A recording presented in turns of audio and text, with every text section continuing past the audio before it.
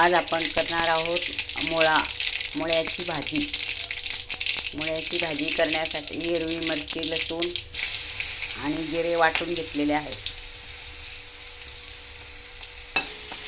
मुळा किसून घेतलेला, छानपैकी मिरची त्याच्यामध्ये चांगली परतून घ्या तेलामध्ये।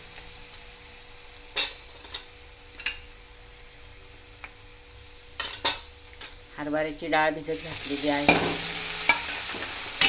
डाळ मिरची सगळं छान परतून घ्या।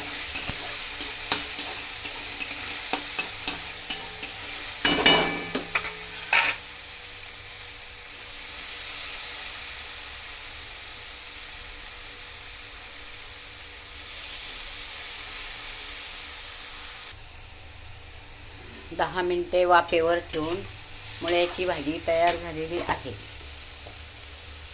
मीठ टाकून सगळ्या बाजूनी परतून घेणे, म्हणजे भाजीला सगळ्या बाजूनी मीठ लागतं। छान अशी चमचमीत मुळ्याची भाजी तयार झालेली आहे बघा।